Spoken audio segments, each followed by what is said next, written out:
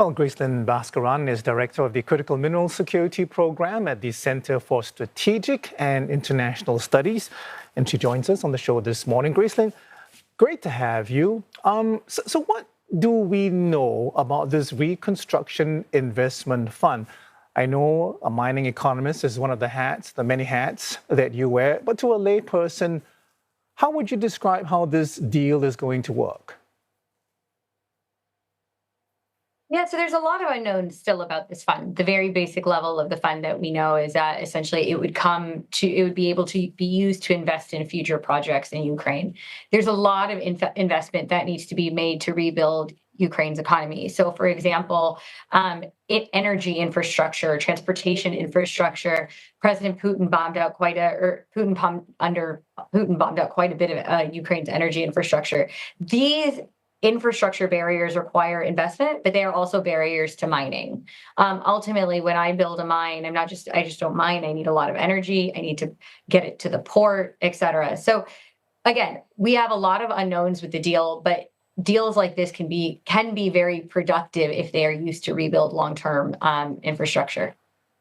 Gracelin, Zelensky says he first pitched the idea of giving the U.S. access to Ukraine's rare earths back in September, and it seems to be an approach that speaks to Trump's transactional language. What do you make of Zelensky's strategy here? Does this open a new economic dimension to the war in Ukraine? Zelensky played very well in this game, if you ask me. I mean, ultimately, we don't know what's underground with much detail in Ukraine. The majority of Ukraine was mapped 30 to 60 years ago by the Soviet Union, and there's not a lot of updated data. Mapping the Ukrainian Geological Survey was not a priority function in previous governments in Ukraine. So what we have now essentially is an agreement without actually understanding what is economically viable to mine. Just because you have a resource doesn't make it competitive to mine. So what Zelensky is getting here is essentially potentially, trying to create an attractive jurisdiction for revenues. He is going to find out what's underground because there's going to have to be a mapping exercise that's done. He has an avenue for building rebuilding infrastructure. And ideally, I mean, we know that one of the letdowns of this agreement, a little bit of what Zelensky wanted was security guarantees.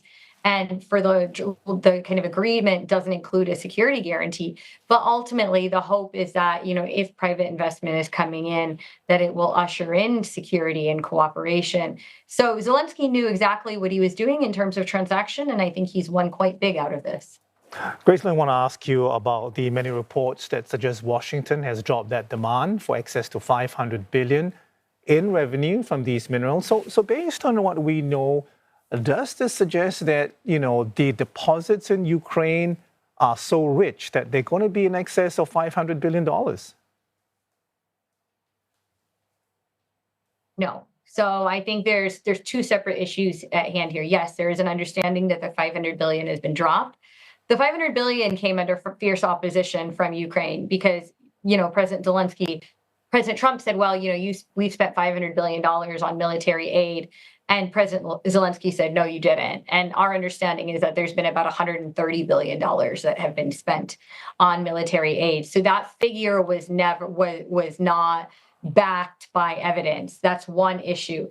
The second issue in terms of it being dropped in the rare earths is we still don't have an understanding of what the full value is underground, given that this mapping was done so long ago and at a time before some of the materials that we now identify as strategic were considered strategic. And so, I mean, the $500 billion was not a point of agreement because it wasn't what was actually spent. And so that's been dropped, but that's not necessarily aligned to the fact that it is what is underground. Remember that now the other big change is that the $500 billion was used as a figure of repaying aid. But European leaders also came out quite strongly in that notion that Ukraine would be repaying their former aid. And so this now agreement is more forward-looking in terms of a fund for future development rather than backwards reparations. What else is motivating this deal from Washington's perspective? A high proportion of some critical minerals imported into the U.S. currently comes from China.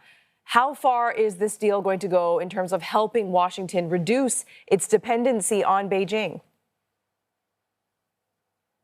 Minerals are the shaping force in our foreign policy right now. We've seen minerals, rare earths were part of the discussion in Greenland. Minerals are part of the conversation on US-Canada foreign policy. It's part of Ukraine. So we see American foreign policy fundamentally kind of being reshaped as we speak. However, it's really important to acknowledge that the benefits of this agreement are not going to materialize under a Trump administration. On average, globally, it takes 18 years to build a mine, and a mine then lasts anywhere from 40 to 80 years, potentially longer with brownfield investment.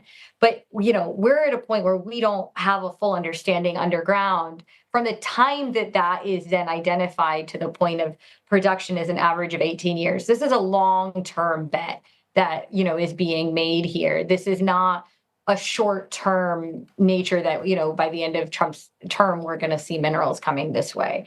But again, remember that all minerals policy is long-term. We started building rare earth separation and processing facilities here, a few years ago to reduce our reliance on China, which processes 90% of the world's rare earths, but they're not finished yet. These are multi-year projects. Right. Gracelin, very quickly, Vladimir Putin clearly aware of these plans and has already offered to give American companies access to Russia's rare earth resources as well. What do you make of this? Is this a genuine offer, or is Putin simply looking to be a spoiler and looking for leverage?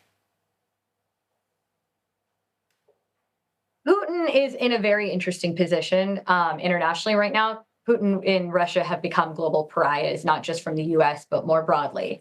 And so with the war ending, Putin is looking to get back into, the global stage where he's been kind of blacklisted in a way. And minerals are a very powerful form of diplomacy right now. What's concerning to me is not only that Putin is negotiating, willing to kind of negotiate with his own minerals, but also with the minerals on Russian occupied territory that is not necessarily his.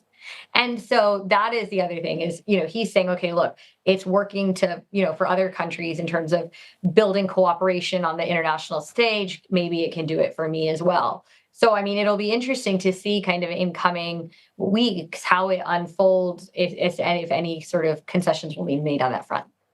Understood. Gracelin, we thank you so much for talking to us this morning. Gracelin Baskaran is Director of the Critical Mineral Security Program at the Center for Strategic and International Studies.